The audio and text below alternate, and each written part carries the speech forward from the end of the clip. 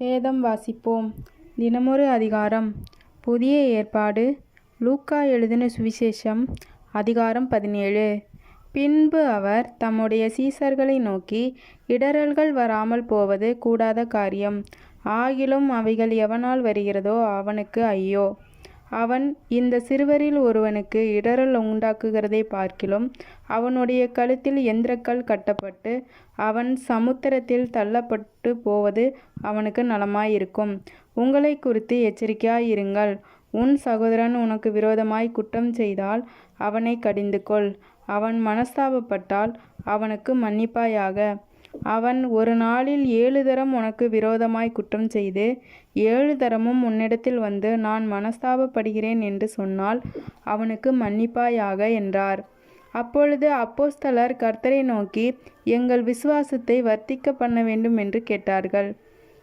அதற்கு கர்த்தர், கடுகு விதையளவு விசுவாசம் உங்களுக்கு உண்டாயிருந்தால் நீங்கள் இந்த காட்டுத்தீ மரத்தை நோக்கி, நீ வேரோடே பிடுங்குண்டு கடலிலே நடப்படுவாயாக என்று சொல்ல அது உங்களுக்கு கீழ்ப்படியும். உங்களில் ஒருவனுடைய ஊழியக்காரன் உழுது அல்லது மந்தை மேய்த்து வயலிலிருந்து வரும்போது எஜமான் அவனை நோக்கி, நீ முன்பு போய் சாப்பிட்டு வா என்று அவனுக்கு சொல்வானோ? நீ எனக்கு சாப்பாடு ஆயத்தம் பண்ணி அரைக்கட்டி கொண்டு நான் போஜனம் பண்ணுமளவும் எனக்கு ஊழியம் செய். அதற்கு பின் நீ புசித்து குடிக்கலாம் என்று அவனுக்கு சொல்லுவான் அல்லவா? கட்டளையிட்டவைகளை அந்த வேலைக்காரன் செய்ததற்காக அவனுக்கு உபசாரம் செய்வானோ? அப்படி செய்ய மாட்டானே. அப்படியே நீங்களும் உங்களுக்கு கட்டளையிடப்பட்ட யாவற்றையும் செய்த பின்பு, நாங்கள் அப்பிரயோஜனமான ஊழியக்காரர் செய்ய வேண்டிய கடமையை மாத்திரம் செய்தோம் என்று சொல்லுங்கள் என்றார். பின்பு அவர் எருசலேமுக்கு பிரயாணம் பண்ணுகையில் அவர் சமாரியா கலிலேயா என்னும் நாடுகளின் வழியாக கடந்து போனார். அவர் ஒரு கிராமத்தில் பிரவேசித்த போது குஷ்டரோகமுள்ள மனுஷர் 10 பேர் அவருக்கு எதிராக வந்து துருகத்தில் நின்று, இயேசு ஐயரே, எங்களுக்கு இரங்கும் என்று சத்தமிட்டார்கள். அவர்களை அவர் பார்த்து, நீங்கள் போய் ஆசாரியருக்கு உங்களை காண்பியுங்கள் என்றார். அந்தபடி அவர்கள் போகையில் சுத்தமானார்கள். அவர்களில் ஒருவன் தான் ஆரோக்கியமானதைக் கண்டு திரும்பி வந்து உரத்த சத்தத்தோடே தேவனை மகிமைப்படுத்தி அவருடைய பாதத்தருகே முகங்குப்புற விழுந்து அவருக்கு ஸ்தோத்திரம் செலுத்தினான். அவன் சமாரியானாராயிருந்தான். அப்பொழுது இயேசு, சுத்தமானவர்கள் 10 பேர் அல்லவா, மற்ற 9 பேர் எங்கே?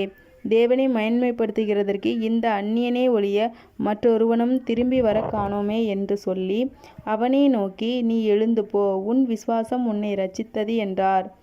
தேவனுடைய ராஜ்யம் எப்பொழுது வருமென்று பரிசேயர் அவர்களிடத்தில் கேட்டபோது அவர்களுக்கு அவர் பிரதியுத்தரமாக, தேவனுடைய ராஜ்யம் பிரதிட்சமாய் வராது, இதோ இங்கே என்றும் அதோ அங்கே என்றும் சொல்லப்படுகிறதற்கும் ஏதுவாய் இராது. இதோ தேவனுடைய ராஜ்யம் உங்களுக்குள் இருக்கிறதே என்றார். பின்பு அவர் சீசர்களை நோக்கி, மனுஷகுமாரனுடைய நாட்களில் ஒன்றை காண வேண்டும் என்று நீங்கள் ஆசைப்படுங்காலம் வரும், ஆனாலும் அதை காண மாட்டீர்கள். இதோ இங்கே என்றும் அதோ அங்கே என்றும் சிலர் உங்களிடத்தில் சொல்லுவார்கள். நீங்களோ போகாமலும் பின்தொடராமலும் இருங்கள். மின்னல் வானத்தின் ஒரு திசையில் தோன்றி மறு திசை வரைக்கும் பிரகாசிக்கிறது போல மனுஷகுமாரனும் தம்முடைய நாளிலே தோன்றுவார். அதற்கு முன்பு அவர் அநேகம் பாடுபட்டு இந்த சந்நிதியாரிடத்தில் ஆகாதவனென்று தள்ளப்பட வேண்டியதாய் இருக்கிறது. நோவாவின் நாட்களில் நடந்தது போல மனுஷகுமாரனுடைய நாட்களிலும் நடக்கும். நோவா பேழைக்குள் பிரவேசித்த நாள் வரைக்கும் ஜனங்கள் புசித்து குடித்தார்கள், பெண் கொண்டு பெண் கொடுத்தார்கள். ஜலப்பிரளயம் வந்து எல்லாரையும் அழித்து போட்டது. லோத்தினுடைய நாட்களில் நடந்த போலவும் ஜனங்கள் புசித்தார்கள், குடித்தார்கள், கொண்டார்கள், விற்றார்கள், நட்டார்கள், கட்டினார்கள். லோத்து சோதோமை விட்டு புறப்பட்ட நாளிலே வானத்திலிருந்து அக்கினியும் கந்தகமும் வர்ஷித்து எல்லாரையும் அழித்து போட்டது. மனுஷகுமாரன் வெளிப்படும் நாளிலும் அப்படியே நடக்கும். அந்த நாளிலே வீட்டு மேலிருப்பவர்கள் வீட்டின் உள்ளின் தன் பண்டங்களை எடுத்துக்கொள்ள இறங்காமல் இருக்க கடவன். அப்படியே வயலில் இருக்கிறவனும் பின்னிட்டு திரும்பாமலும் இருக்க கடவன். லோத்தின் மனைவியை நினைத்து கொள்ளுங்கள். தன் ஜீவனை இரட்சிக்க வகை தேடுகிறவன் அதை இழந்து போவான். இழந்து போகிறவன் அதை உயிர்ப்பித்துக் கொள்வான். இந்த ராத்திரியில் ஒரே படுக்கையில் படுத்திருக்கிற 2 பேரில் ஒருவன் ஏற்றுக்கொள்ளப்படுவான், மற்றவன் கைவிடப்படுவான். திரிகை திரிக்கிற 2 ஸ்திரீகளில் ஒருத்தி ஏற்றுக்கொள்ளப்படுவாள், மற்றவள் கைவிடப்படுவாள்.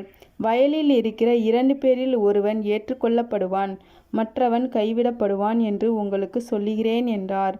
அவர்கள் அவருக்கு பிரதியுத்தரமாக, எங்கே ஆண்டவரே என்றார்கள். அதற்கு அவர், பிணம் எங்கேயோ அங்கே கழுகுகள் வந்து கூடும் என்றார். ஆமேன். கர்த்தருடைய ஆசீர்வாதம் உங்கள் மேல் இருப்பதாக. ஆமேன். ஆமேன்.